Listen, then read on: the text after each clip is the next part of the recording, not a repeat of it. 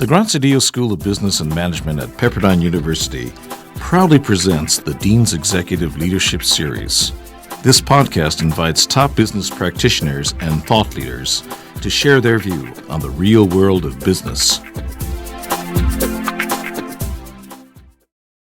We're going to take just a few questions before we conclude our evening, but I have to say, as you all stood up and clapped for Bernard, so when he spoke at graduation, I think we do 3 graduations a year. I've been here 10 years. We've had 30 graduations where I've heard a distinguished alum, which is what we honored Bernard for, and an honorary doctorate at each of those. So 60 graduation speakers. And in that entire 60, only 2 have ever gotten standing ovations from our audience, and Bernard was one of them. So both times you've spoken on this campus, you've gotten standing ovations, so we're going to have to bring you back more often. All right, thank you. Thank you. Thank you.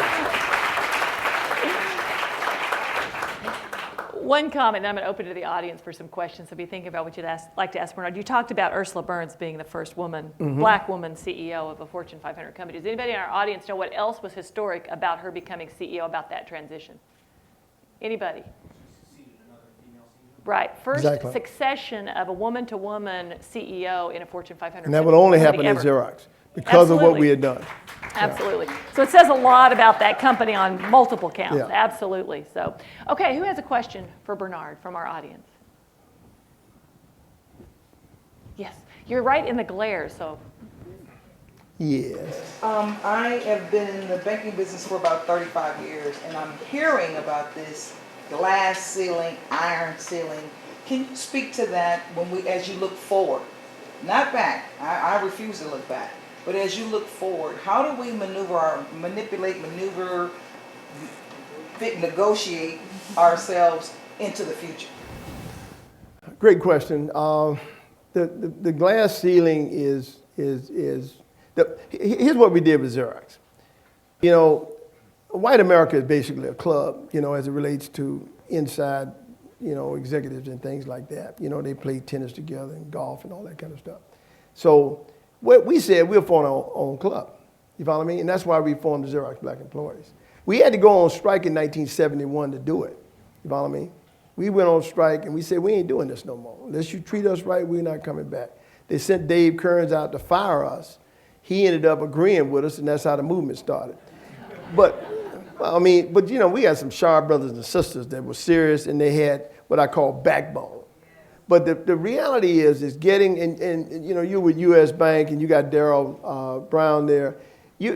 What you got to do is stitch this thing together. You can't have, when I say leave the door open and the ladder down, most corporations, as it relates to blacks particularly, black people outrun their support. So you look around and it's 2 or 3 levels below you, you can't help that person. See, even a direct report, even an executive vice president can't help a person 2 or 3 levels down without meddling. You follow me? You got to be within the sphere of influence. Right, Carol? You got to be within 2 levels. I call it 2 grade band levels. So you got to form this organization, and then you got to get the best and the brightest. And we only got the best and the brightest. And those people I talked about, we call it the road show. And we went around the country, and we organized every branch around the Xerox model. And the model was this: meritocracy. We believe in meritocracy. We believe in winning. You follow me? You can't play this game. This ain't an affirmative action game. You follow me? Although we need affirmative action. What we need is we want to get up on the plate and we want to hit on both sides of the plate. I used to tell them I can hit on the left or the right side. I hit curves, fastballs, inside. I don't give a doggone, because I'm ready to play this game.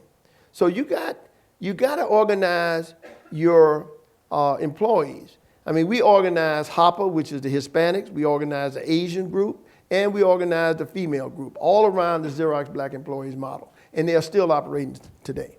Okay. Fabulous. What else? Yes, right here. Don Lavoie, one of the few guys I gave a 5 review for about 100 years ago. Don, good to see you. First of all, I got to correct Bernard on one thing.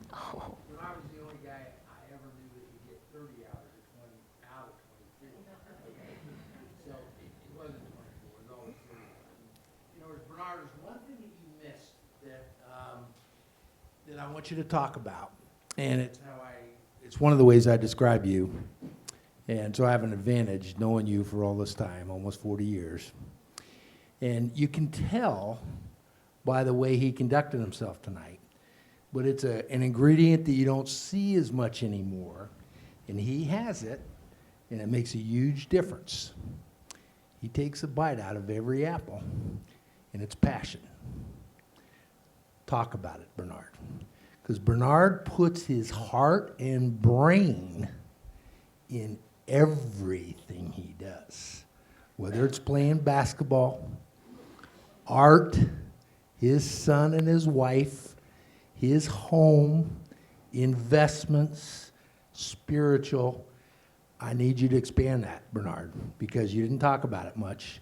And it's a big ingredient in your makeup, and it's a big differentiator in life. Huge. Well, first of all, Don, thanks so much for, this guy is a friend. He's a friend because he got it back in the late 70s and 80s. I saw him when he was in Sacramento. He was a killer, and I want all the talent I can get.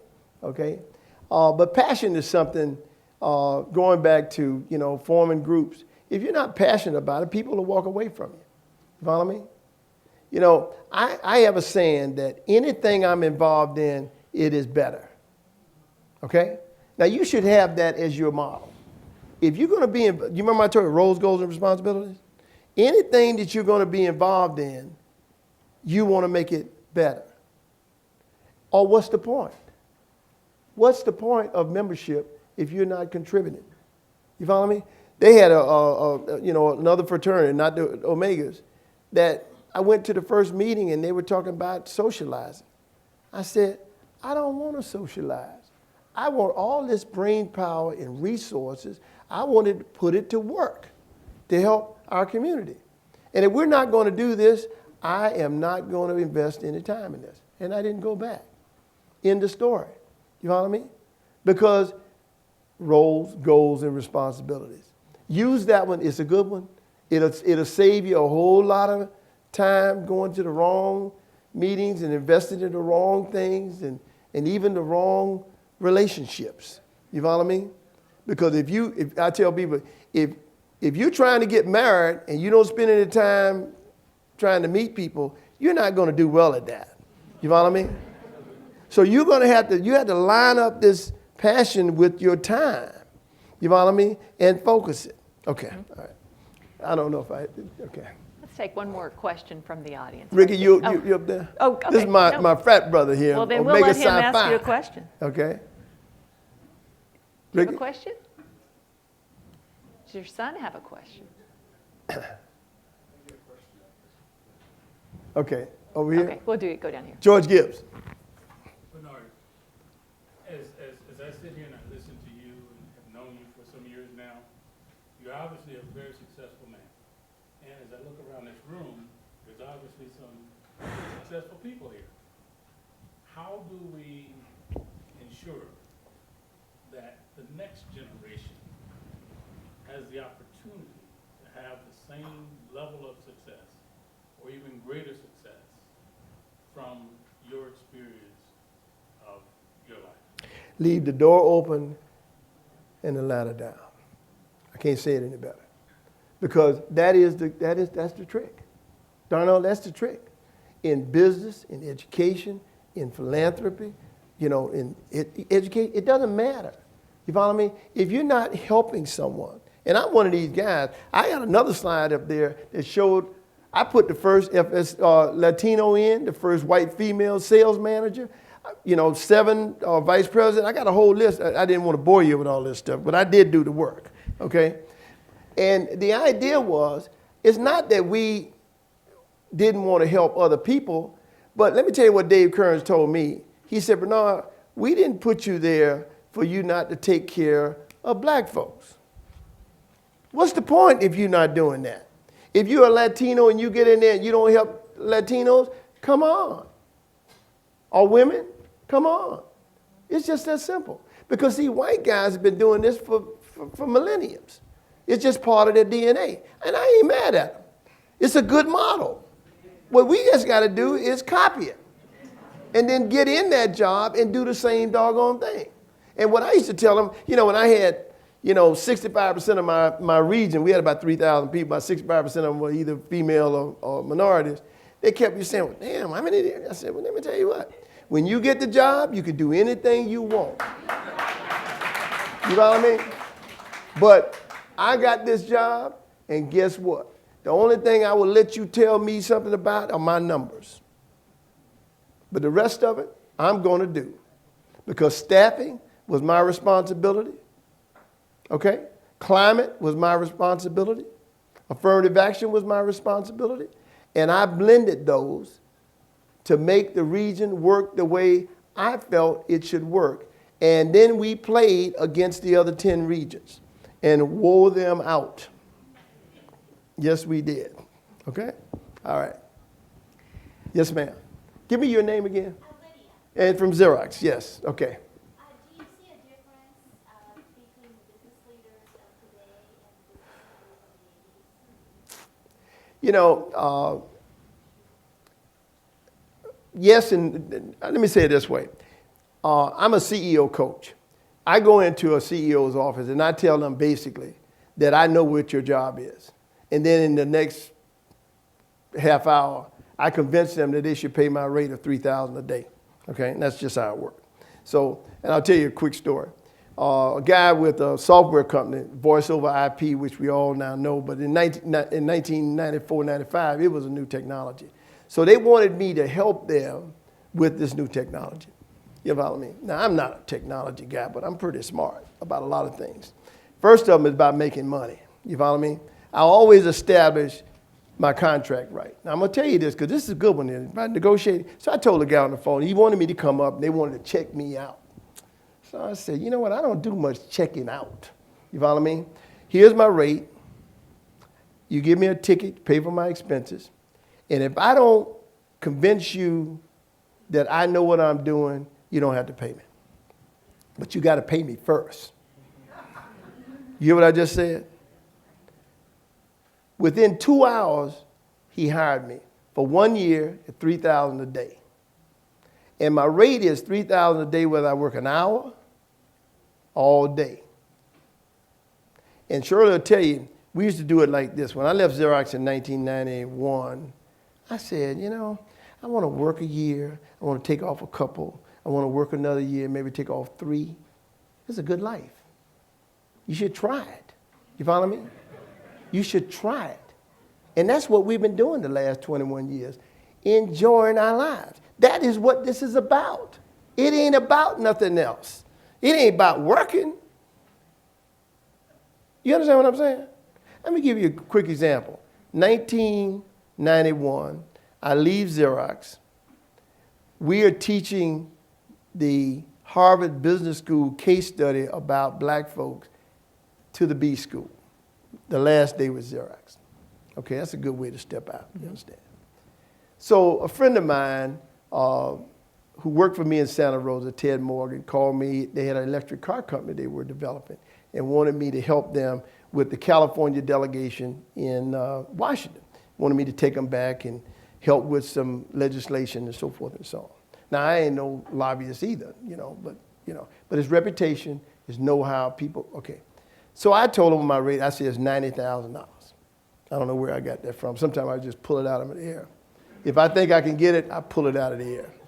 So I said it's $90,000. They said, well, we're going to give it to you in stock. So they gave me a ton of stock. So I took them back east. They loved it. Turns around, the stock goes to $7. Think about it. Okay? So we built our house on that one deal. You follow me? So I leave the electric car company and go to Rebuild LA to meet with Peter Uberoff because I want the electric car company to be in the black community so black folks could have some jobs in this new technology. I'm still on my job, making money, but I'm still on my job. So I'm talking to Peter, and he's trying to hire me to come to work for Rebuild LA. I said, you got to be kidding. What the hell I want? I just left a job, So he goes on and said, David Kearns, you remember David Kearns I was talking about? David Kearns had called me about 3 weeks earlier and said, Bernard, I'm coming to Los Angeles, And President Bush just named me as the czar to be the federal response to the riots. And I want you to show me around. Well, I never heard from him, so I didn't know what the hell had happened. So I go in and talk to Peter, and he keeps saying it. I said, well, what's this deal about me wanting, I want you to do the electric car deal. I ain't here for, So he said, Bernard, let me tell you something. David Kearns came out and had a nosebleed and was taken to the hospital, and they found out he had cancer of the sinus. It was flown to Sloan Kettering. He said before he went into the operating room, he called me and said, if you only hire one guy, hire Bernard Kinsey. That's how I got Rebuild LA. That was hard to turn down, wasn't Yes, it? sir. Oh, yeah. I mean, that's why I took it. You follow me? I mean, and let me tell you the first deal we did. I'm reading the paper. I read the paper every day. And I see this little thing that Vaughn's is not doing well in the suburbs anymore. So I said, this is an opportunity. So I go to Peter. I said, Peter, do we know the CEO of Vaughn's? He said, Roger Stangler. I said, let's call him up. See, I was the co-chair and chief operating officer. That meant I did policy and implemented. I had both ends, okay? So I said, let's call him up, bring him on over. We brought him over, and I laid out the map of the riot area. 2.3 million people, 67 square miles, okay? Let me just finish, okay? And I said, you're hitting the wall in the suburbs, and I got 2.3 million people that don't have grocery stores. He signed a deal on the spot for $100 million. And then after that, we signed 33 more supermarkets. And we did that in every segment. I hired people in every segment, paint stores, drug stores. I said, this is your job. Know everything about that. Bring in the leader. Get him to go beat a rabbit. You know what the rabbit is? The rabbit, you chase it, okay? And the tails you cut off, okay? That's a powerful concept. I'm working through it up here. Okay. I'm working through it, yeah. There's a thing called tails management. And tails management says you cut off the tail. And that's how you improve your business. You follow me? You keep cutting off the weak. You follow me? If you don't improve, you keep cutting. Okay? All right, I'm done. Fabulous. All right. Thank you so much, Bernard. All right. Okay. Do we have this on tape? We do have this on tape. Because I need to see this, because I don't know what I said here today. Absolutely. One observation I will make is so interesting hearing you talk to so many people in the audience that you know so well and known for 40 years or more. I actually thought Faye McClure was the person I knew that had more deeper relationships with more people from throughout her entire life than anyone else I knew, but I actually think you have her beat. Absolutely. Oh. But it's a wonderful quality. We really it's a wonderful have. quality you both I have. appreciate you all coming out. Thank you. Well, thank you so much, Bernard. It's Okay. always wonderful to have you with us, and we appreciate you spending your time with us. We have a special gift for you. This is a replica of the statue of George Graziadio out in front of our building. And he actually came to LA. I don't know how much did he have in his pocket? Not much. He did have a car, but he didn't have a job. Well, let me tell you. But now he has a business school named for him, so he did pretty well too. So thank you so much for being here and being a part of our thank you. Come on, let's get the shot.